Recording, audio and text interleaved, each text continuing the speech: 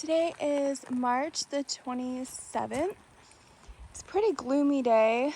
I guess you'd say maybe it's spring weather. Maybe it's a good sign.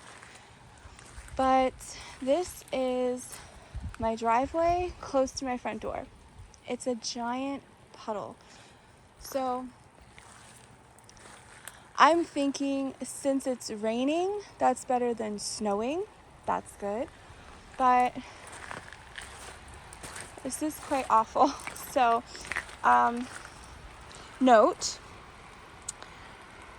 add concrete driveway to my list of things to do, because it may not look like much, but I have to go through this to get the mail, or if I have to go somewhere, not fun.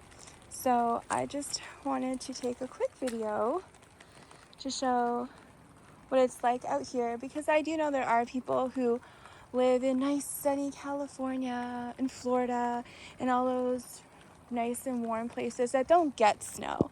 And I just thought it'd be interesting for people who want to see what it's like for us who live in the north. And for me in this area, which is Grow Zone 4B, I think it is, this is actually the warmest winter that this area has ever had, ever. I have neighbors who have been here all their life, and they're in their 60s, and their parents are still alive in their 90s, and their parents have even said they have not seen a winter this mild. And I think it's great, because that's what I've been praying for. But as of today, this is what I still have. Now, a ton of snow has melted in the last 2 days from these warm rains. So yesterday and today, it was just all rain, nonstop, just rain. I'm not going to complain. I will sacrifice having a mud puddle for a driveway if it means snow is melting. So yay, spring is starting to show up, and it's not looking like it's supposed to snow again, so hoping it stays like that. But this is what I have to work with right now.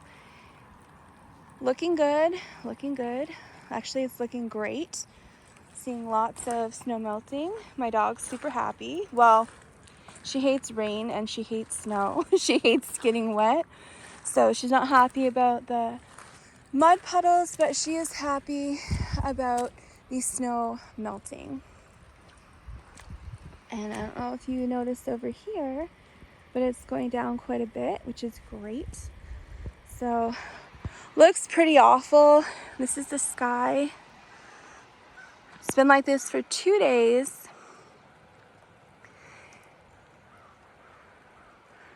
Very, very humid. A little eerie Halloweenish feel to it. But there's my wood pile. I have my firewood under here. So this year, yeah, I could not spend $5,000 to $8,000 on firewood to heat my house for 8 months.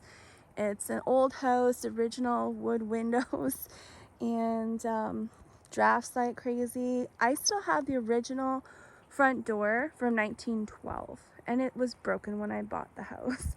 So it's extremely expensive to heat with hydro, but they do have equalized billing plans, which is something that's important for people to look into if you're having a hard time heating your homes in the winter.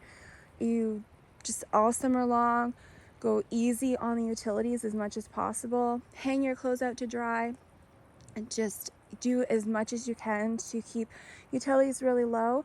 And then right when you're about to turn your heat on, you can do equalized billing, and hopefully it'll work out. So since I bought the house, I've used wood. It's done well. I love using my wood stove, and I bought it brand new. I put a brand new chimney in. Actually, when I first moved in here, that was number one on my list, because when you're out in the country in the winter and you have a power outage, you need heat. So you could actually die because it's so cold.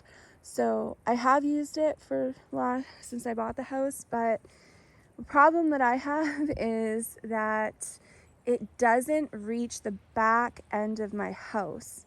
So that's where I get the frozen pipes. The bathroom upstairs was a frozen when I first moved here. The bathroom sink pipe froze. Thank God it didn't burst, but it unfroze, and every time you turn it on, it's orange and brown water. And I tried to have it fixed. Oh, we have to take out the back wall because it's the only way we can actually get to that pipe, the back wall where the bedroom is on the other side. Nope, not doing that right now. So I just turned it off, and the bathtub faucet's good enough for now. So yeah, I've had that issue. And dishwasher, wow, that freezes a lot. So it was a problem, and then one day it decided to freeze and burst, and I had hot water just gushing out underneath my dishwasher all over the kitchen floor, flooding it out like a fire hydrant. And it takes time to get everything moved, lift up the crawl space trap door, go down the crawl space, find the water turn off valve thing, get that turned off. By then, kitchen soap, and I had just moved the last bit of all my boxes and everything from moving across the country, and I had to shove it in the kitchen because I have a huge kitchen, but I don't have a garage, I don't have a basement, I don't have anywhere to store anything. So at that time, that was before I built my greenhouse.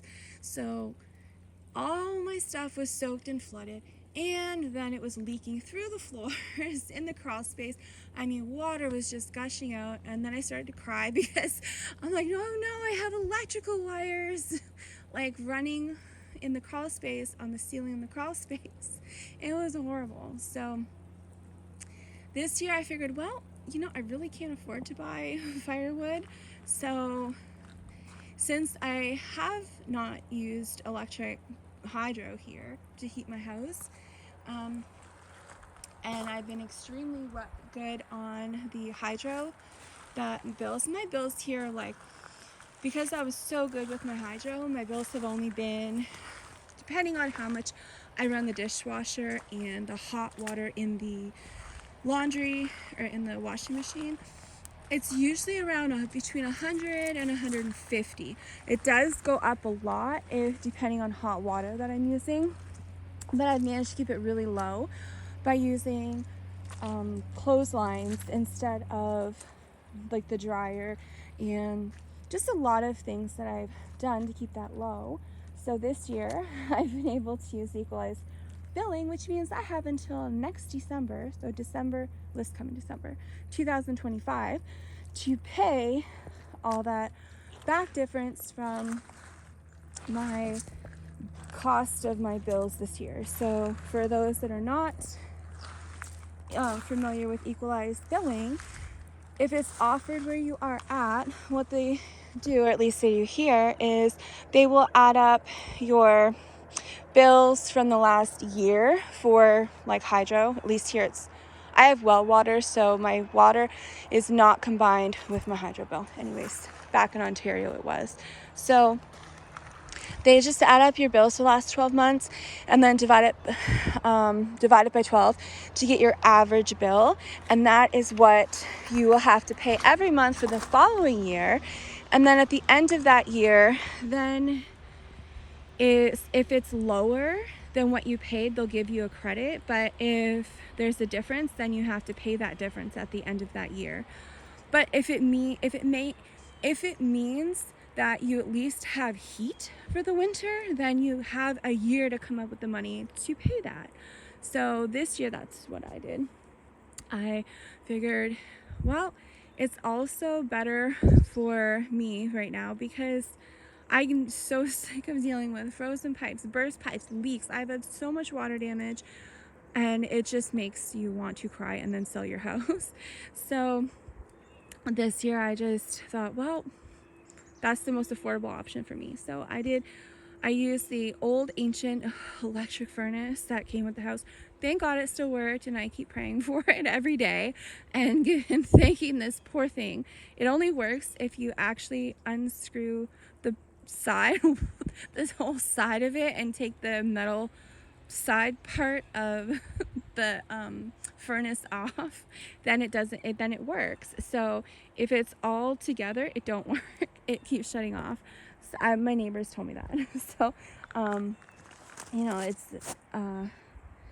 it's still working. It's working with me, which is great. So if you have furnace issues, here's a tip. If it's shutting off, especially if it's like an old ancient one like that came with this house, sometimes it just needs a bit more airflow. So I think what happens is this thing is on its last leg. Actually, it's past that. I've had it looked at. It's past its last leg. They don't know how it's still working, but I keep praying for it and thanking God. So it overheats. So if you just unscrew the walls that, that keep it, they keep it clean. You have your walls, you can unscrew them. Try taking a panel or two off and just leave it open so it gets more airflow. That's what I found here to keep it going. I just need it like one more month. At least last one more month, and then next year I'll work something else out. So this year it's been a lot more convenient and easier to just turn on the furnace, and it heats up evenly, so I have not had any frozen pipes and nothing burst. Of course, after the dishwasher issue, I was so mad. So when I had the plumbing company come here, and they're so good, I absolutely love them, and they're honest and they're reasonable, and they even tell me, oh, you don't need to do this or spend this kind of money, just do this, it works just as good and is cheaper. They're really great. So when they were here, I was like, take out all the pipes in the basement that are copper. Take them all out. Put clear, clear PEX pipe. I'm like, just put all clear PEX pipe down there. I don't want anything to ever like burst again. I don't want to deal with any of that. And yeah, you can still have issues, but by me taking out all the old copper and putting the clear PEX pipe, I actually found that it did make a difference, because sometimes even with the heat on, this one particular spot where the dishwasher pipes are in the crawl space, it does get a little too cold and it will freeze and my dishwasher won't turn on. I get air. And I just have to wait for it to melt, but it doesn't burst. So clear PEX pipe will give you a bit of it's like room to expand. So I just personally found that it will save me a lot of heartache up here if I use those. Oh, I thought I heard a moose. It's a bird. So yeah, the clear PEX pipe works fairly good for me so far. I can't complain. It has a bit of a give, and so if it does get a little too cold and it freezes, it can expand, and it's less likely to burst instead of using the metal. So just random tip for the day. If you have those issues, you can look into the clear PEX pipe, and you can also look into just letting your furnaces get a little more air if they keep shutting off. Sometimes it's just, especially if they're old, they just overheat. And so I was able though to make some sacrifices, and I got 3 cords of good firewood. So I put some plastic over it and threw some pallets on top because we get a lot of wind. So I have emergency wood. If for some reason something happened, I at least have a little bit of backup, and that is important. So for people who have winter weather, I do highly recommend a wood stove. And that's also another thing to look into if you're looking to move or buy a new home, or just get out to the country, or even if you're in the city. It's always really good to check your bylaws and stuff, because I will tell you, where I was born and raised in the city in Ontario, no, you cannot have a wood stove. You cannot have well water. It's ridiculous. You can't have a lot of these things. And so whenever you are looking to move, or especially get out to the country, it is very important to check and see and make sure you can have wood stoves and well water and things like that. So that's just something that I've learned here that I hope maybe will just help somebody that doesn't know, because I know for me, there's a lot of stuff that's just basic information. But when I first moved out here I made my first trip out here December 2020, but I didn't actually move completely till the spring-ish of 2021. And I did not know anything because no one taught me. I didn't learn any of this stuff in school. They don't teach you about wood and wood stoves and how things work, or well water. Like, they don't teach you nothing. I learned almost everything I learned in school was completely useless. It's not something I probably will ever use. Yes, there were random things that was good information, but I didn't get a proper education until I moved out here, especially learning from scratch. So I know that there are people who don't know what well water is. There is people that don't know different kinds of wood and what you use for firewood, what is good for building, what you do not use. I learned, do not ever put pine in your wood stoves. Yes, there are a lot of people that do burn it, but because it does burn quick and it burns hot, but it also has a lot of oil and stuff, and it'll just mess up your pipes, and there's a lot of issues and problems. So I learned, do not use pine in your wood stoves. And then just a lot of things like that I didn't know anything about, and it's around here it's basic information, but for me it was not basic information. And so hopefully I can at least give one piece of information in my videos that will help somebody, or at least give them an idea of what to look into and research if they want to learn. So this is what it's like out here in the winter in northeastern New Brunswick near the Atlantic Ocean. I actually can see the Atlantic Ocean if I go to the end of my driveway, or my upstairs windows, I can see it over the trees. It's like, I don't know, 5-10 minute drive down the road. So this is what it looks like here. There's my trees. Pretty cruddy, but it actually is quite beautiful. In some way it is beautiful, and it is starting to melt, which is really nice. And that is a vacant house next door. People bought it actually before I bought this house, but they never moved into it. It's not livable, but they're trying to make it livable. So at the moment, that's the only neighbor, and I don't have a neighbor, and I can't complain. No neighbor is better than a bad neighbor, so I'm happy. I'm not happy that there's 900-pound bears in their broken down, falling apart barn, and there's like foxes and raccoons that are the size of bear cubs, like living in their garage and stuff. But considering the neighbors that I had, I'm happy to have bears and raccoons as neighbors. They don't bother me. I've actually only seen a bear once. My neighbors have seen them. They don't bother me. They don't bother my dog. I'll see bear poo in my yard. I've seen bear poo a lot, but I don't mind because they don't touch anything. I have neighbors telling me, make sure your garbage cans are locked up. Don't have anything over here. And they have bears that actually come up to their door, like up to their windows. So if your doors are not secure, a bear can actually just go right in your house. It's just how it is. But fortunately, I pray over my property all the time, and I pray for the wildlife too. I actually don't have a problem with them as long as they're respectful. So I always pray for them and my property, and I don't have a problem with them, and I'm not going to harm them. But I just pray that they're respectful back and that they don't bother me. And I've had several experiences where I've gone into my makeshift wood shed when I first moved here. It was a pitiful, really embarrassing little thing, but it was better than nothing. I didn't have anything to work with. So I made this little 2x4 and plywood little hut on my porch for firewood 2 winters ago. And it is better than having to come out and dig through the snow to get to the pile. So I went in there to get at the very back corner to get the last of my firewood, and I had to crawl kind of in the back part, and I look up, and there is this massive raccoon, like maybe 6 feet from me, and I just was very nice, and I just said to the raccoon, "It's okay, I'm just getting firewood," and I very slowly put it down, backed away, showed him my hand so he knew I wasn't like, you know, gonna hurt him. I just talked really nice. I gave it a compliment, told him it looked really lovely, and I tried to be as nice as I could and quiet.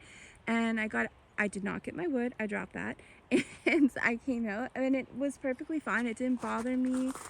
I had a second issue in the woodshed last year when I built that. I didn't know there was a raccoon in there, and these raccoons are like 3 times the size of my dog. And I went in there, and all of a sudden there was a raccoon, and I just did the same thing. I pretend like I don't even notice, and I just said, "It's okay," use a really soft voice, try to be really nice as if it was a pet. And I very fortunately have not had an issue. I take my dog out when she has to go pee. She wakes me up like 3 o'clock every morning to pee. So I'll take her outside, and it's pitch black dark here. And I always have my flashlight on my phone so I can see. And I come out, and I went to turn the corner, and there was a great big huge raccoon there. And it didn't even care that I was there. It didn't care my dog was there. And I just nicely said, "All right, go on, go on." And it just looked at me like, "Okay, fine." And it just nicely just walked on. I didn't scare it. I didn't use a really mean tone. Nothing. I was just really nice, and it never bothered me. They don't care about my dog. They don't bother her.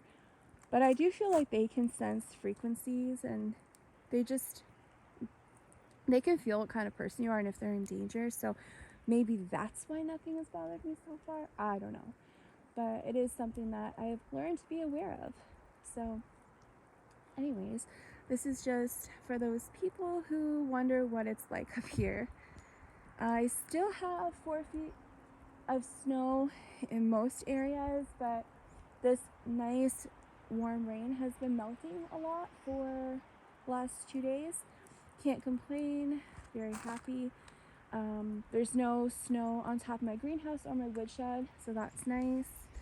And it's looking pretty good. So the temperature here, the highs for the last 2 weeks have been in the 30s. It's now starting to go up to like 41. So that's great. The lows, they really aren't much of a different temperature change. It's like 20s, 30s, like maybe 20s. It's more of a consistent temperature, I find. I would say the lows are in the 20s. Maybe it goes a little lower, but it's fairly decent. So spring is coming, just not fast enough. And hopefully everyone has good and safe, warm weather and everything that they need to stay warm, because I pray for everyone and the animals as well. They're super important. And that is my random video for today of what it's like here, and just some random information that I come up with. So I wish everyone an amazing day and better weather than I have, and I will see you on my next video.